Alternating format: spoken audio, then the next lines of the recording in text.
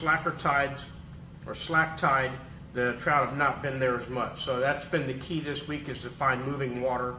Mostly the incoming tide is working real well. Also, there's mackerel in the bay around some of the sandy shoal areas, some pretty large sized mackerel. We're still catching Jack Crevalle for action. There's ladyfish mixed in.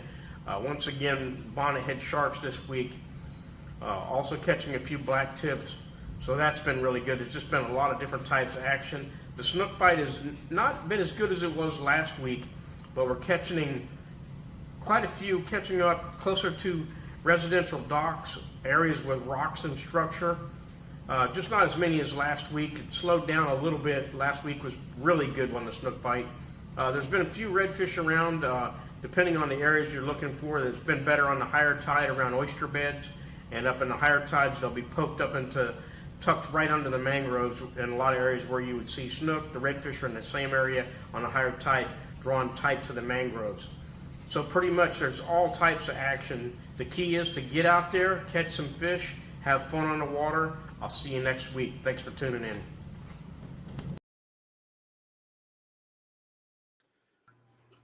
All right. Nice Thank you, report. Tony. Nice report. Nice report.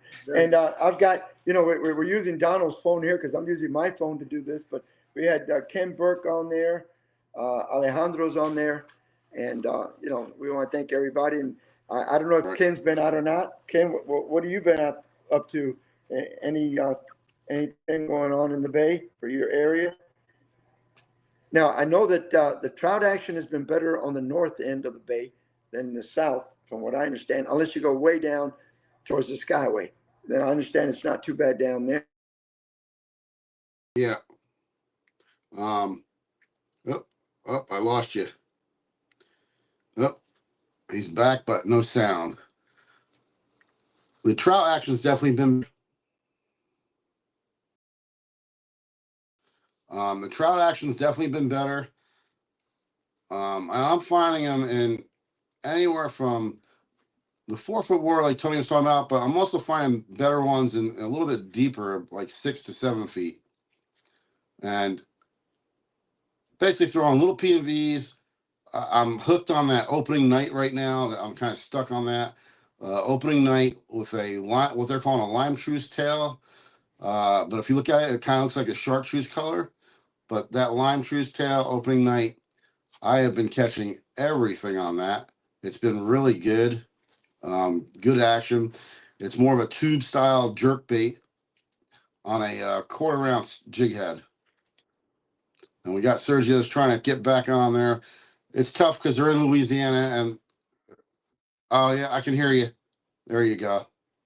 So Sergio's back, but so I've been throwing that 1/4 ounce jig head.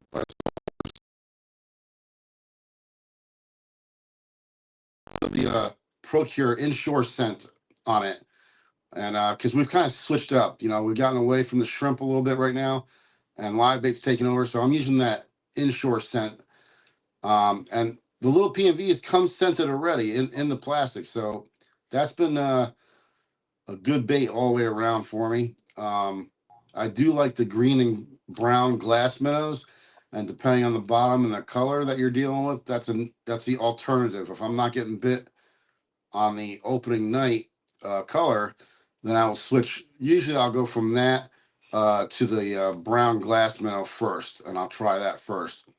It's kind of like a brown color, and then half of it has really a lot of fleck and glitter in it. And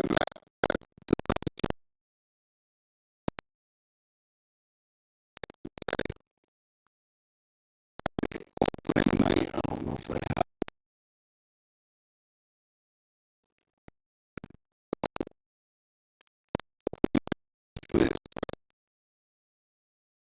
color. So it's translucent, slightly purple. 1/2 of it is a lot clearer, but it's loaded with silver speck. That silver speck really catches the sunlight, flashes, and then at the end, that last, I don't know, maybe about 3/8 of an inch, 1/4 of an inch, you've got that lime truce tail that they're calling it, and that really catches it's very bright. So when you are working that lure and you're hopping it up off the bottom, and you don't want to hop it like real far. You do. I like to do 2 short hops and then let it sink. And a lot of times on that sink, it will sink forward. What I personally like to do is twitch it twice and then pause, let it sink down. When it's sinking down, usually will sink forward, back at you. And then on that sink, that's where those fish will usually hit it. Now, if you're using braided line, the braid allows you to feel every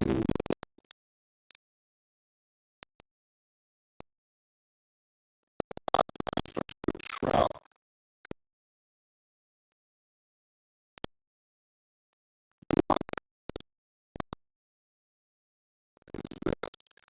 Quick stab, feel it.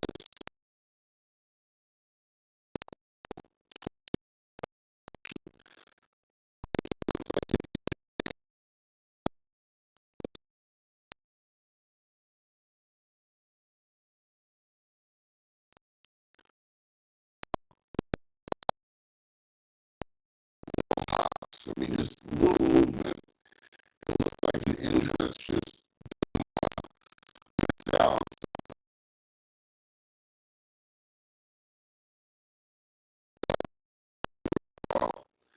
Um,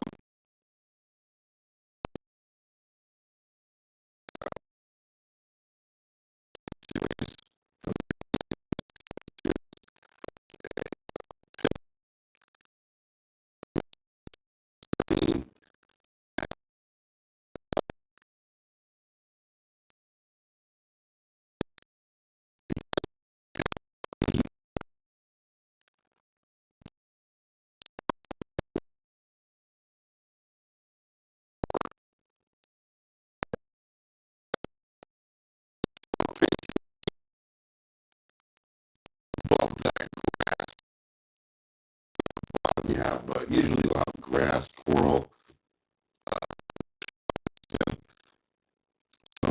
So if you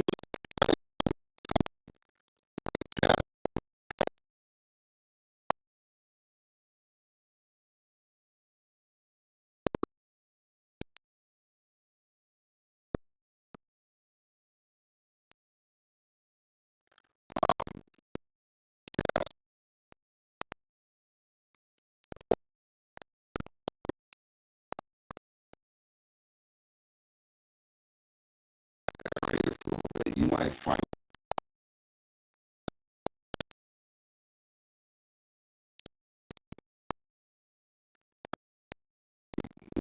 stops.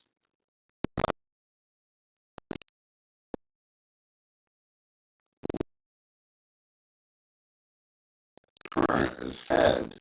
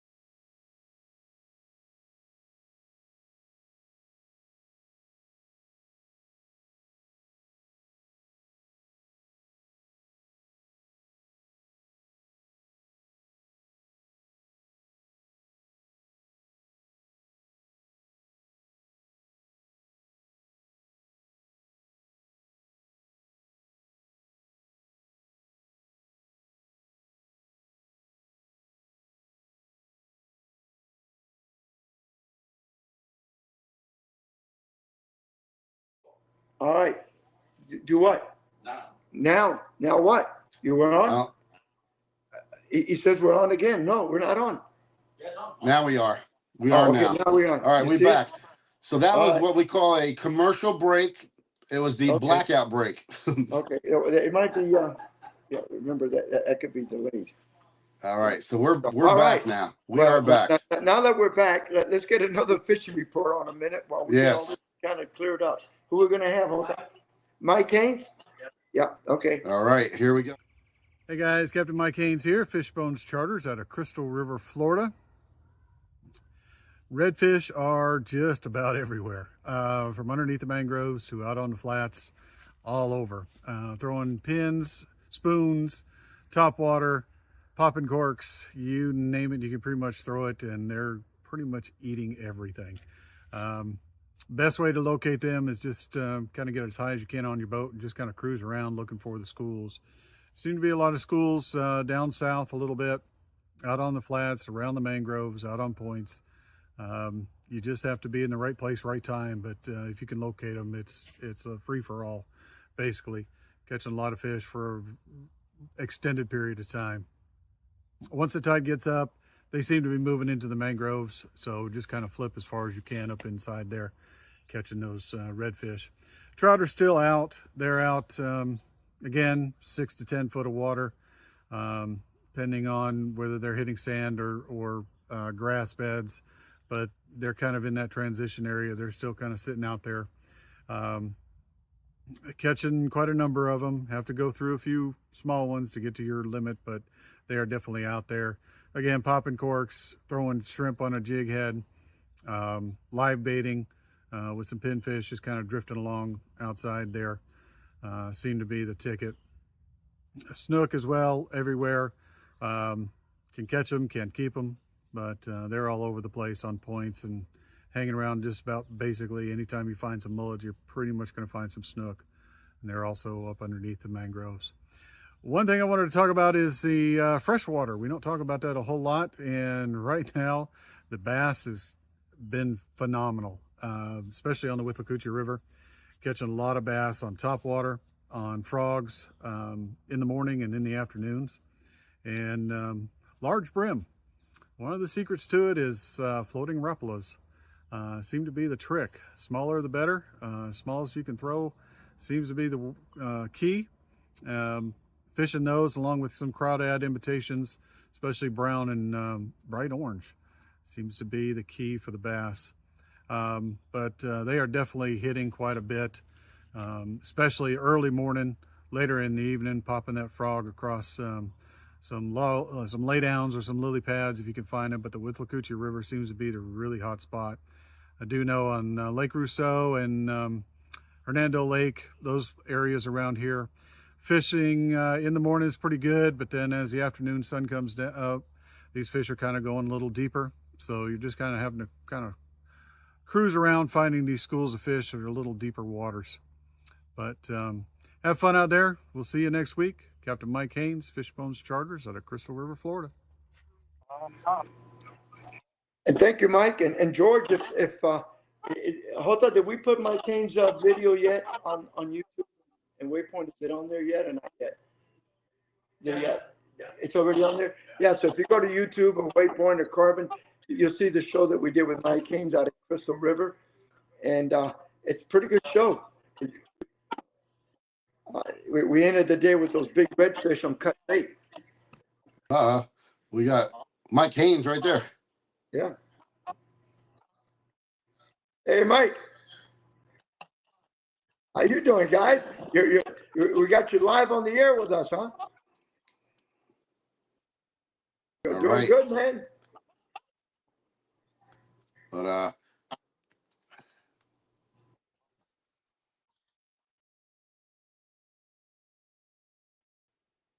Well, we're in Louisiana, so you know the internet up here in this room is not the best. So we're having a few technical difficulties, but we're getting it to work.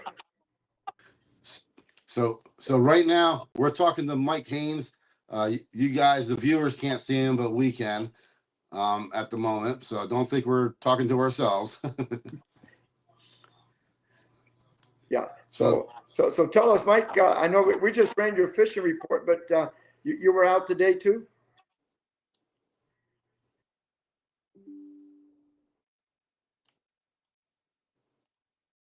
yeah, You were out today too?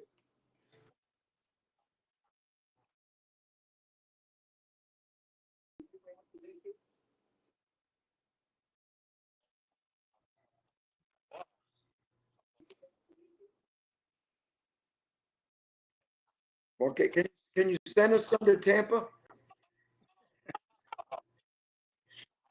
Can you send some of those schools of Reds to Tampa for us? Hey, only a couple of hundred. We don't want to be greedy. Hey, only a couple of hundred.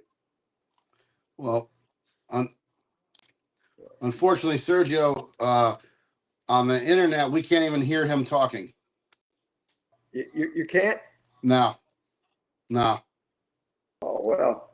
I turned the volume up on my computer, and Mike, just for test, just say something. Computer and Mike, just for test, just say something. Computer and No, Mike, we can't get you on the air. Like I said, we're well, he's going to try something else. Hota's going to try something. Hang on. We got the computer wizard here working. yeah, sometimes it's a little tough. Sorry about the confusion tonight, but they're in Louisiana, so it's a remote podcast. Yeah, we're up here in our. All right. So, So we're trying Mike, to get Mike on live here. go ahead, Mike, say something. Mike on live here. Yeah. I mean, we can hear you, but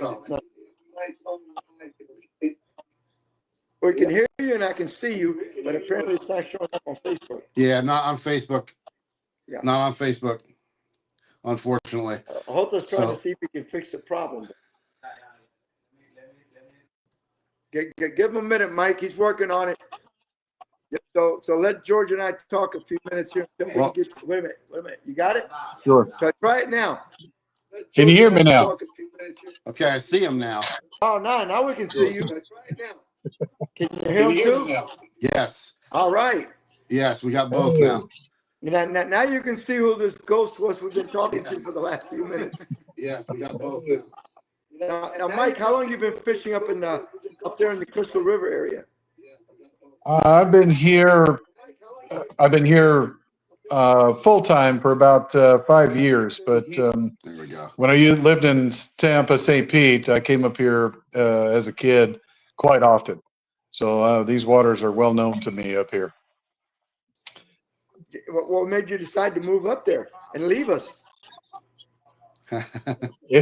Well, it seems this place seems to be growing quite a bit recently. Yeah, When I first, say about 5 years ago, when I started doing charters here, because I was in Pensacola previously, started doing charters here. There's about 100, maybe 125 captains. Now there's over 300 in this area. So Oh yeah, it's Tampa Bay really has grown. about 350 something captains right now. Yeah, it's grown tremendously, and it keeps growing.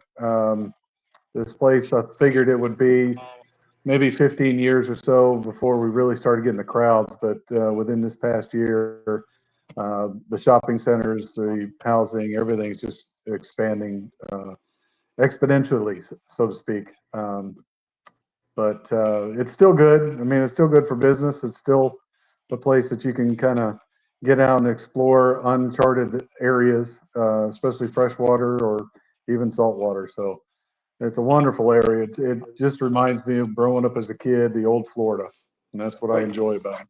You can't get away from it. I mean, it's growth. That's the problem. Where I live in Wesley Chapel, years ago when I moved there, it was all woods. And now, good thing where I'm at, everybody's got to have an acre. It's the minimum size. But all the way around me, there's tons of new houses, apartments, and car dealerships on every corner. It's crazy. It is. It is. But at least you still got some pristine areas up there. Yeah, it doesn't take you, but maybe a half hour and north of here, and you're in the backwoods areas. It's pretty quiet out there, and of course, with all the state parks we have here, there's plenty of areas to get out of the way and be by yourself if you want to. Nice. The day that we went out with you, there was only a few boats in the water. Yeah, and it's still during the week, and that's when I really love to do my charters is during the week. It's still quite quiet out there. You may see maybe 10 boats during the day, but the weekends, it's definitely full on the weekends. Yeah. But during the week, you can almost have a place to yourself, so to speak, out there. So Down here. Tuesday, Wednesday, thinking, is it the weekend still? What's going on? I mean, when I used to pull in, and George knows, like a Gandy boat ramp during the week, and it'd be 8 or 10 trucks there, captains. All And now you captains. go in there any time of the week, and there'd be 25, 30 cars and trucks parked at the boat ramp. And on Saturdays, that's why I don't like the weekends. I was out last Saturday with some clients I had to take out. By the time I got back in, they were parked on the side of the street. They were parked almost on top of each other because there was no parking. That's how many boats were out there. Does somebody have their volume on? Because I'm getting a double echo of you. No, I don't think it's me. No. You there? Yes. Yeah. Oh, No, it's still, I got no problem so far. No feedback. But Michael, we thank you for coming on board, man. And now everybody can actually hear you talk a little bit about Crystal River. yeah, I'm sorry you faded out there. Is Crystal River still going to be a destination for CCA Star? Now I can't hear you. Oh, you can't hear me now? Barely. Oh, I got my volume all the way up. Can barely hear you. okay, let me try this again here, but I don't. Can you hear me better? A little bit. All right. Yeah, Donald, ask him the question again. Is Crystal River still a destination location for the CCA Star? Because I know they've done it in the past, like Crystal River area will purchase an extra redfish tag redfish for people to come up there.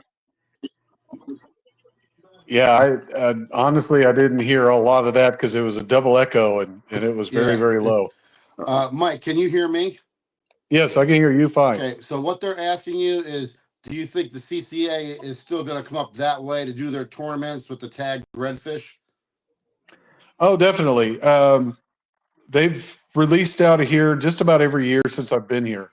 So definitely CCA will release some fish. I think last year they released about 20 to 25, maybe even more than that. But from what I understand, they're going to release again. Probably Yankeetown, Crystal River, and Homosassa, 3 different locations. Right. So they are definitely up here. And I have seen or had reports of people catching some tagged fish, and unfortunately, they weren't part of the program. So you hear about that every year too. Every year. So the smart thing is pay your money, join the CCA, and then join the Star Tournament. Because boy, you don't want to miss one of those big expensive prizes. Yeah. Now, yeah, so you can miss out on some nice opportunities there. Right. So everybody knows, what's the ruling on captains being able to fish for the tagged redfish? Anybody. That I think is, yeah, as long as you are the one who caught the fish, right? Whether it's a client or not. Now, if it's a client who caught it, trying to claim it is another story. But right, as far as I understand, if I'm out there catching and I just happen to get one, I'm a part of it. Then, hey, good for me. You're eligible. That's right. Yeah. There's nothing wrong with that. How many reports do we have tonight, Sergio? How many more reports we got, Hota? How many more reports? 'Cause we got 13 Okay, minutes George, left. we got your report. Let's put you on a minute. Okay. Hey guys, this is Captain George Hastic coming to you from St. Petersburg, Florida. Well, this week, a little bit more redfish action, so that was good to see. And they're hanging about 4 feet of water. Look for them around your oyster mounds and your tree lines.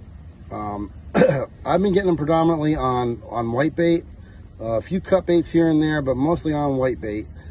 But some of them that we've reeled in, the tails were really, really blue, which tells me they're probably still eating crustaceans, so crabs and or shrimp.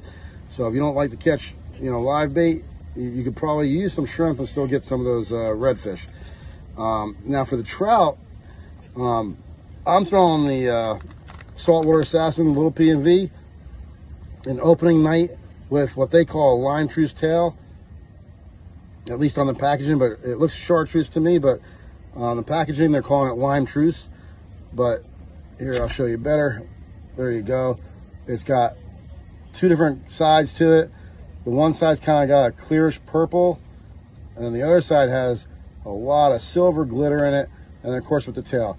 This has been, for this month, I'd say, has been the hot ticket for black sea bass, silver trout, speckled trout, a few snook here and there, and a red or two. But on that trout action, that has been dynamite for me. Working on a 1/4 ounce jig head in about 6 feet of water is where I'm finding right now. The water temperature is coming up a little bit, so sometimes you can find them both. Sometimes early morning you can find them really shallow. As the day warms up, they might move a little bit deeper. And then your different bottoms, your grass bottoms with a lot of sand holes, and also your shelly bottom with like coral and grass mixed in. Those two types of bottoms are definitely holding the trout. The snook, live whitebait has still been the key.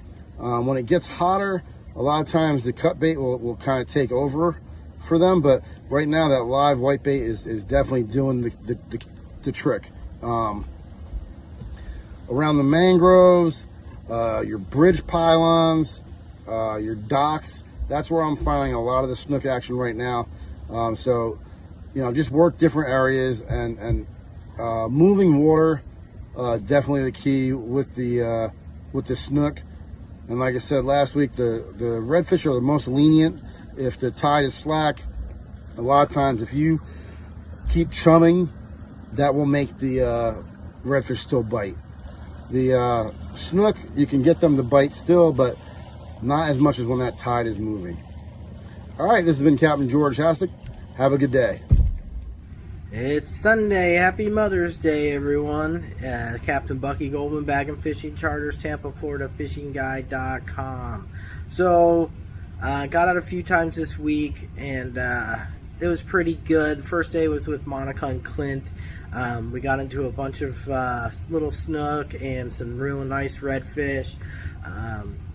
It was pretty good. Bait's been showing up on the flats. There's been a lot of little size pinfish to medium, a few large ones mixed in, but a lot of white bait. But there's also a lot of snodgrass, so it's kind of a dirty, sloppy mess, but at least you get your bait. You don't have to struggle at the bridges sometimes. And then my trip yesterday was with some New York Yankee fans. So that was a fun little banter on the boat. Unfortunately, the Yankees won again tonight, but so we got into a bunch of little snook, missed a few nice reds. I'm starting to see a bunch of snook moving around. I've been seeing some big girls cruising. They haven't really got a chance to hook any. Actually, we threw a bait at one and it smoked it, dropped it. It was probably 35, 40 incher, big snook. Grabbed it, dropped it, and a 25 incher ate it. And I was like, oh my God, what are the chances? But it's still a nice snook to catch. But I wanted to talk about the pinfish. So there's a lot of little pinfish, and it got me thinking, pinfish is one of my favorite baits to use, especially for redfish. But back in the day, we used to put the little pinfish under a popping cork and just wreck the trout. I would love to go out there and mess around and try that again. I haven't thrown a popping cork forever. Used to do it with little like DOA shrimp or shrimp underneath it, but a pinfish underneath a popping cork, man, that was just a big trout killer. So it'd be fun to go out, and if I get some time to go mess around, see if I can catch some trout on some of those little pinfish.